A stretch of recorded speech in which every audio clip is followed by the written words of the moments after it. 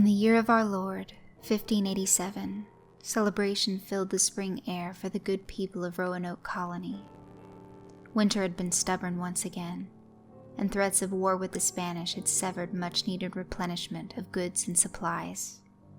As one of England's earliest attempts at the establishment of a permanent settlement in the Americas, they were truly isolated. Tested was their resolve of heart and faith in God. Eventually, the days grew longer, and the last of the snow had melted. Come spring, none of the 117 colonists had perished, and in fact, the valiant people were thriving and prospering in this brave new world. Memories of hardship and trials were absent from tongue and thought this warm day. Today was about triumph and victory. The rugged and savage land had not overcome their determination of will and manifestation of destiny. Today was a day of honor, heralded with a feast in which all would take part from tables placed outside the town's edge. It was a time to congregate and make merry with their brother and neighbor. Offerings of thanks would be given to God, and cups of wine would be raised to the Queen. Men bellowed in laughter, women giggled amongst themselves, and children ran and played throughout the settlement. All was good in the world that day. A little boy's voice sang out from the tree line of the forest that sat east of town. The voice of Thomas called out, "Mummy, Mummy, I caught him. He is mine. I caught him." At the sound of her son's voice, Priscilla's lips thinned with irritation. Once could not a single day come to pass in which the little waif would not cause me embarrassment, she thought to herself.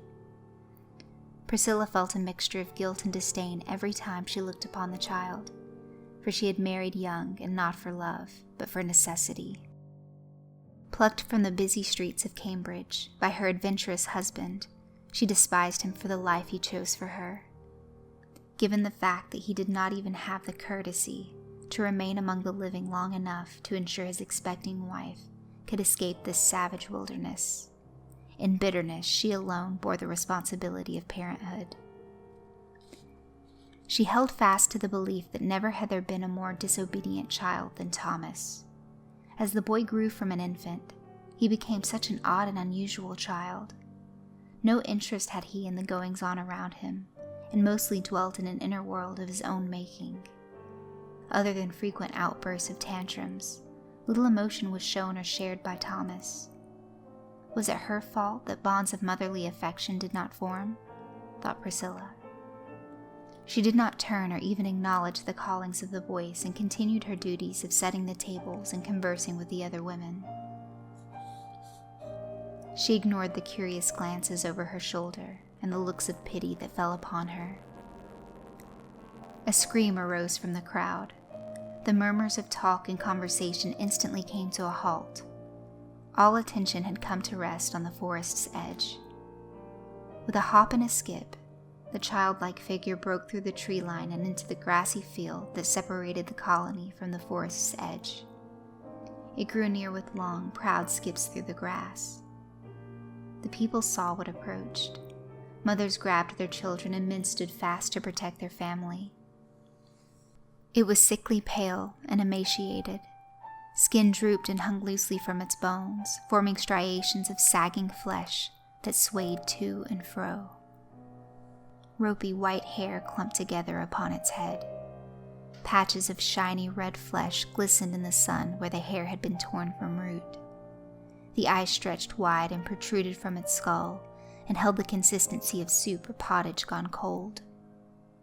It gazed absently past the horizon with cloudy blue and white pupils that were large and dilated.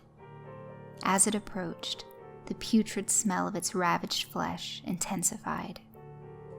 Once reaching the town's edge, the creature continued its hopping from one foot to the next. "I caught him. He's mine. He's mine. I won't give him back. He's mine. He's mine. He's mine," it chanted. The small creature held its two gaunt arms high above its head with hands cupped together, much like how a child would hold a butterfly caught in mid-flight. Another scream pierced the air. and others gasped, for realization had come crashing down on all who bore witness. It fell heavy on their hearts and filled each with dread. For despite its deformities and gruesome appearance, this was no spawn from Satan's seed. There was no doubt to the impossible truth. This, in fact, was their very own Thomas. The sky above the forest darkened, and clouds of the deepest purple, blue, and green spilled out from a single point in the heavens. It bled out from the firmament like a stab wound and gathered in ominous shapes and formations. The clouds poured out with such force, it gave the appearance of a vast body of turbulent water churning above the forest. Luminescent flashes of green and white glowed from within. The silence was stunning as the clouds continued to bubble and boil. The expansion of clouds soon quieted and came to a stop. All was still, but the air was electrified with the anticipation of the approach of something. A loud crash of thunder rolled out of the heavens, frightening the masses. The echo of its rumble lingered in the air until it slowly faded. Then another clap boomed overhead. Panic gripped the people, for this was no thunder that roared overhead. This was different. The low, mournful tone was too profound to be of nature's making. No, it held the likeness of darkness and resemblance of dread. At the arrival of war sounded from great trumpets. Trumpets, like those spoken about in Scripture, that would herald the end of days. Magnificent, splendid objects lit the air and burst through the clouds. So bright were they that no true form could be discerned of its body. Only rings within rings of light did they have an appearance, but the large span of wings that outstretched from its back was unmistakable. A legion of creatures of light hovered in the sky and began to descend on the small settlement. Pillars of fire ignited from the beings. 1, then 2, then 3, 5, 10, 50, and so on. As they approached, the purpose and nature of the fire became understood. The fire sat upon a hilt and was the blade of a sword of flames. Thomas stood before the crowd of people as they cowered and looked at him with disgust. He held his hands firmly clamped around something that did not want to be trapped. A thick red and black fluid poured and seeped out from between his hands and fingers. It fell to the ground in ropey strands and began to smoke upon contact with the grass. The fluid formed tendrils and burrowed into the hands and arms of Thomas, yet he took no notice. The tendrils moved viciously as it penetrated the boy's hands and forearms. It spread out like a branch of veins and could be seen traveling up and underneath the skin of the boy's arms. Within the boy's cupped hands, an inhuman scream shrieked loudly. Moans and wails continued as it violently jerked the boy's hands to and fro, up and down, side to side. But Thomas's grip held fast and unbroken. Brilliant beams of light exploded from the child's hands as the thick substance began to foam and pour out from between his fingers in greater amounts. Those unfortunate souls who had looked directly into the light were paralyzed from the flash. Their heads snapped upwards towards the sky, and their mouths opened wide with the sound of a loud death rattle. Wider and wider their mouths opened without stop, until a sickening snap was heard from their jaws dislocating. With a stiff and rigid body, they remained frozen in place until their eyes bulged and shot high into the air, landing on the ground with a sickening plop. The beings of light took formation on the green, grassy field just outside of the settlement. The rings of light that obscured its body were not soft and curved ribbons and streams of light. They were jagged and pointed halos of razors and blades. These were creatures of war and death. Those who remained and had not fled behind the town's high, yet feeble wooden wall, gasped in terror and awe at the creatures of light. Between them danced the jubilant Thomas, still chanting his words, "He's mine! He's mine!" Now insane and blind, his entire body interwoven with the writhing and bloody tendrils that entered and exited his skin, orifices, mouth, ears, and eyes. One of the creatures of light came forward and glided toward Thomas. It hovered over the small boy, and a beautiful melody began to flow from the being. Thomas immediately stopped and listened intently to the sound. Was this how these giants communicated? The people watched as Thomas cocked his head to the side and appeared to find the melody soothing and pleasing.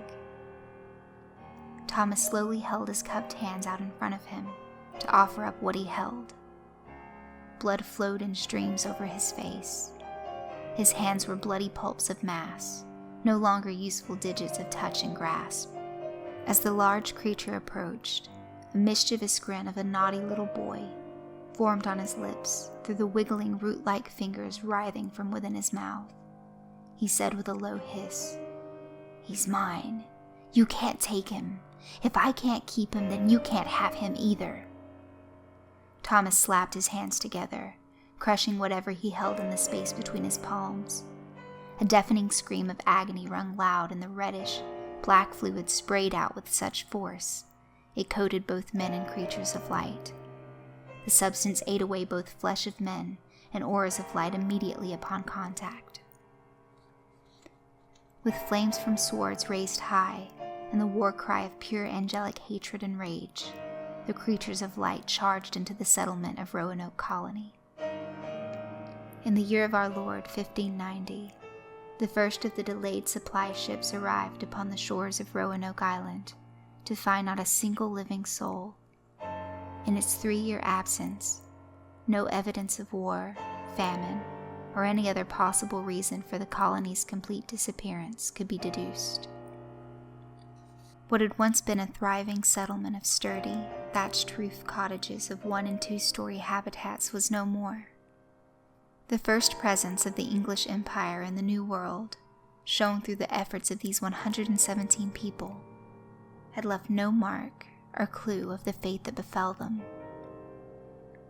A crudely built fort surrounding the former settlement was all that gave a hint of the past presence of the colonists, and upon a post of wood, bleached white as snow, was found to hold the only clue that remained. Carved deep, a single word of 3 letters could be seen. No meaning could be found, and remains a mystery to this very day. Carved were the letters C-R-O.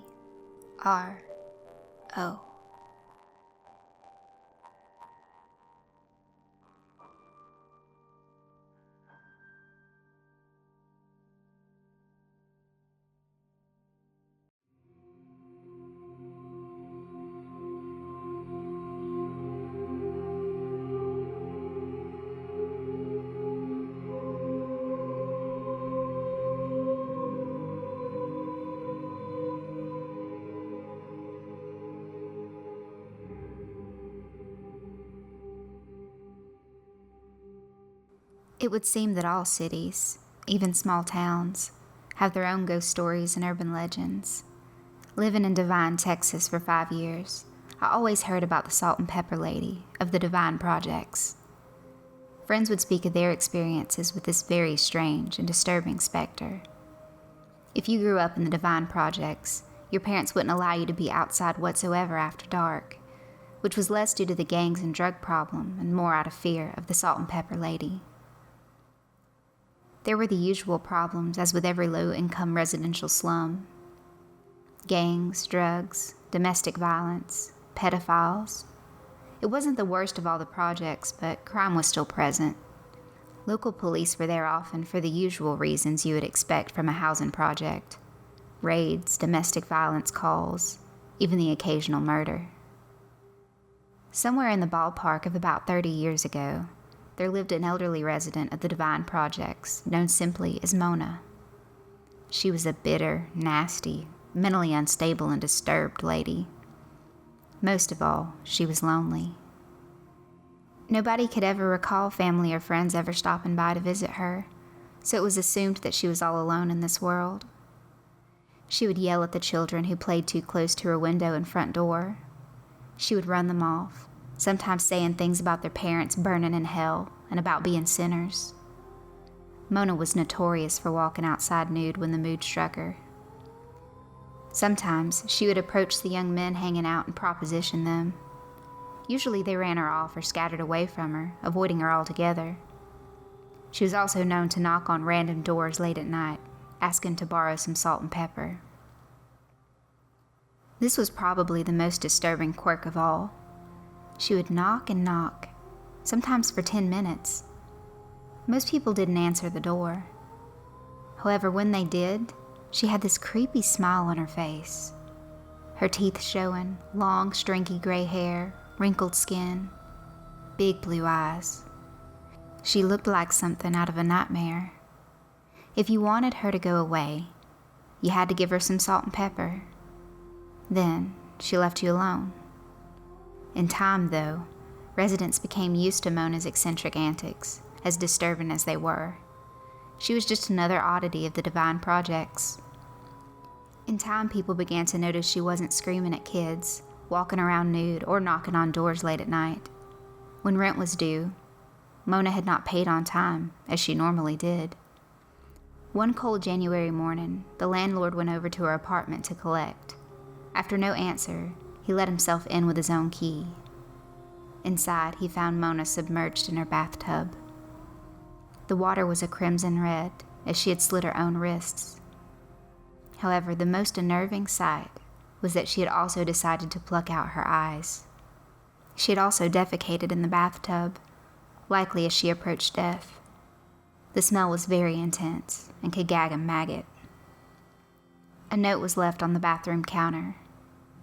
"I am sick of this world and all the filth, lies, deceit, and sinners in it. This place needs to be punished. All I ever wanted here was a friend.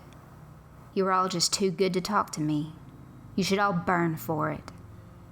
I'm leaving this world to join my son Hank and husband Jim in the afterlife. First, there are some things I need to tend to beforehand. You're all scum and not fit to eat my shit. I'll be seeing you all soon. Ramona Osterberg." When the coroner removed Mona, the populace of the projects curiously gathered outside. The general mood of that day was one of relief. Ding Dong, the Witch is Dead was to be sung by bratty children throughout the projects over the next few days. After about a week, the strange happenings began. People began to report a woman knocking on their doors late at night, asking for salt and pepper. Mona was also said to be spotted walking around nude in the complex in the wee hours. Some even said she was seen walking through apartments in the same state as when she expired, eye sockets empty where her big blue eyes once stared from. Being that the projects were mostly occupied by poor, superstitious Mexican families, a growing concern and fear caused a meeting.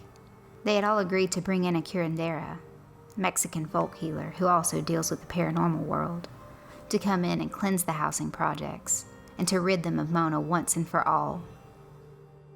After the blessing and ritual cleansing, the curandera claimed that Mona was no longer a problem. She had passed on to the next life to join her loved ones. This didn't hold her at bay for long. Another few days had passed. People were beginning to have horrible nightmares.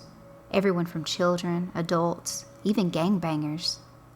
She was seen more often walking around the complex and in people's apartments. Often she would knock on their doors in the wee hours asking for salt and pepper. Usually nobody answered the door. Occasionally, the brave ones answered only to find nobody there. When the residents tried to contact the curandera, she couldn't be found. All hope was lost, and many began to pack up and move out. A few stayed. As new tenants moved in, the frequency of the Mona sightings began to dissipate. However, she can still be spotted walking disfigured and grotesque about the projects after midnight. She still knocks on doors once in a while, asking for salt and pepper, and she can still be seen, albeit rarely, inside apartments and walking around with empty eye sockets. She still appears in the nightmares of frightened children and anyone who lives the wrong kind of life, a life Mona would disapprove of. She is meant now as a warning.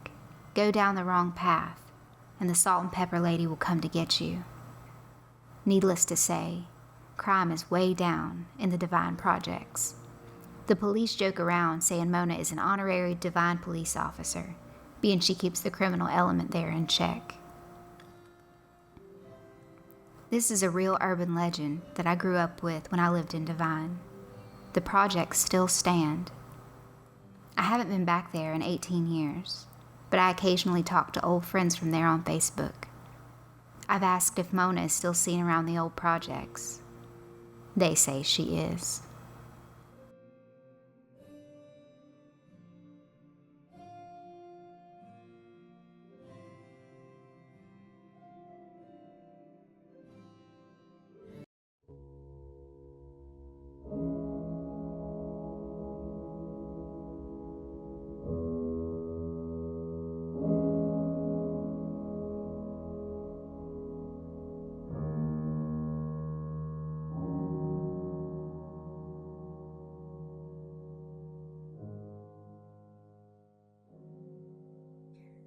Ain't nobody spoke to me in 3 weeks now. This punishment's got old. I guess Josie's mama done told her to stay away from me too, 'cause she ain't been by either. I ain't seen her since the day we got in trouble. I knowed it was dangerous, and I knowed I was wrong to do it. I wish I could say that to Mama and have her believe me. But there she goes, walking right on past me, and won't even look me in the eyes. I'm not much on book learning, but I can't wait until next month, when school starts back up again. It'll likely still be hot, but I'll at least be able to get on the school bus and get out of this little patch of nowheres. They got air conditioning in the schoolhouse now, and it feels like heaven having that cool air blowing down at you. Today it's so hot I'm surprised the mercury ain't busted from the thermometers. That's the whole reason I'm in trouble anyways.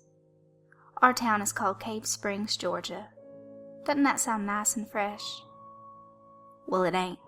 It's danged hot during the summer, even with all the tree shade. Can't sit inside the house neither. Every part and parcel of where I live is steamy hot from late April to early October. We ain't hooked up to the electric cooling yet like so many of the places in town have got. And I live pretty far out, further than any spring tolerable to swim in. Well, except hematite. I don't live far from it at all. But it's a swimming hole nobody around here is supposed to touch.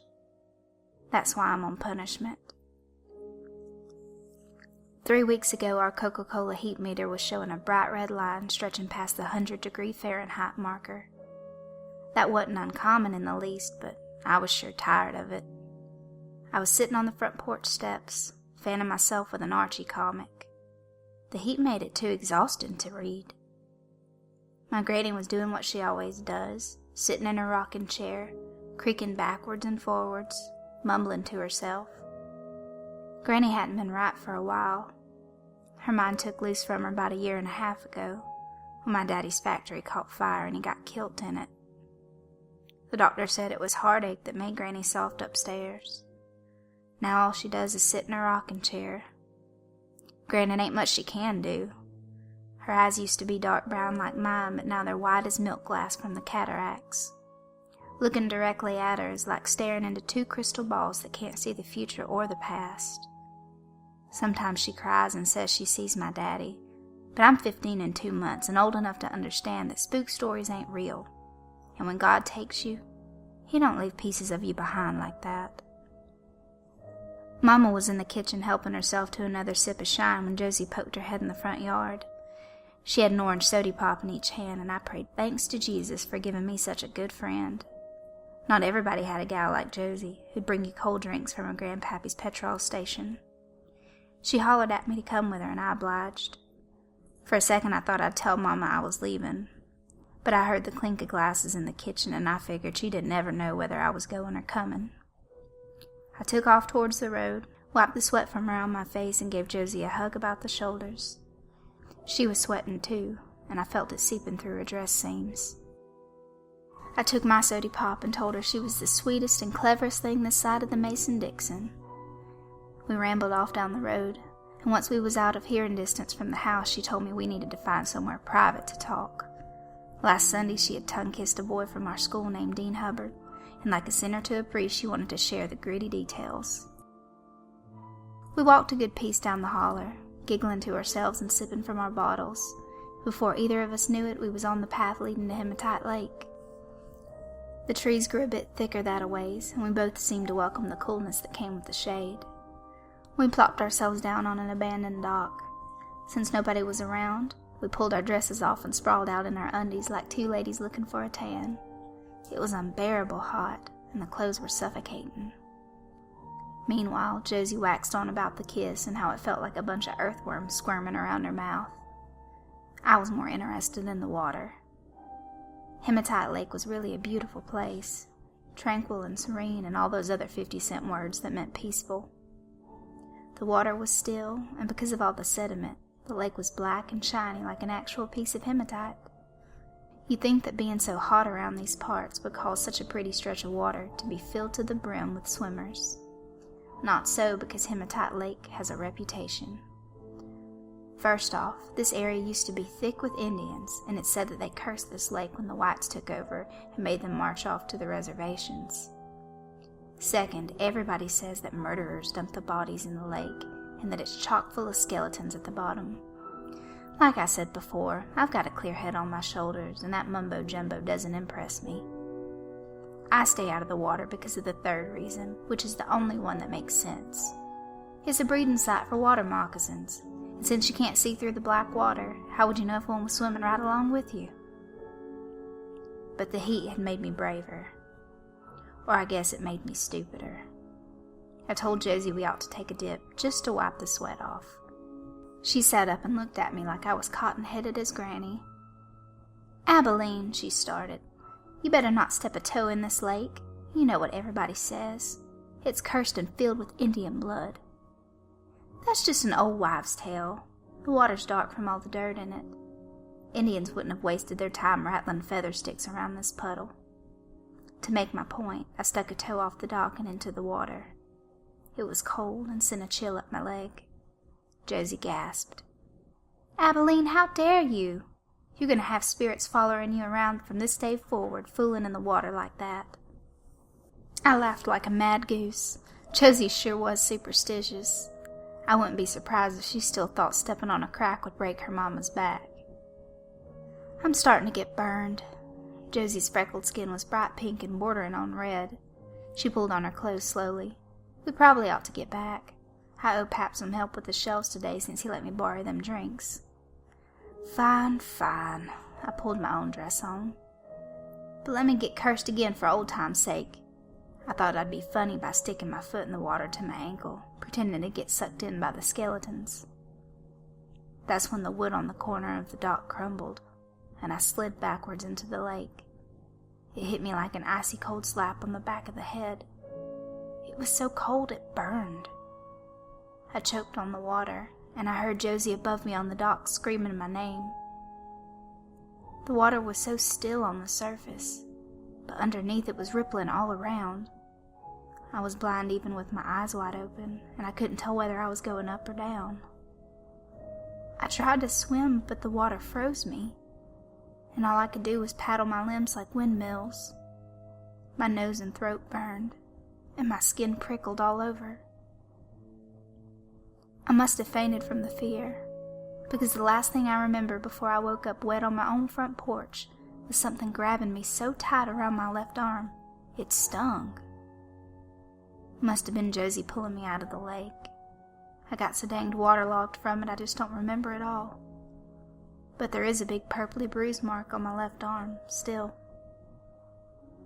I told Mama I'm sorry for having been so stupid as to go in Hematite Lake, but she still don't think I've learnt my lesson. She walks around me, never meeting my eyes, sipping her shine and giving me the silent treatment. I suppose it'll continue till I go to school. Since Josie ain't been by to visit, it's just me and Granny on the porch every day. She's gone softer over the past few weeks.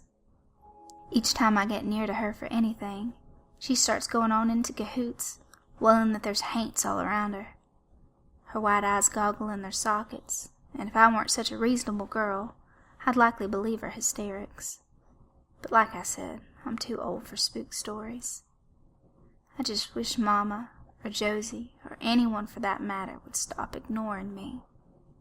I'm tired of this punishment.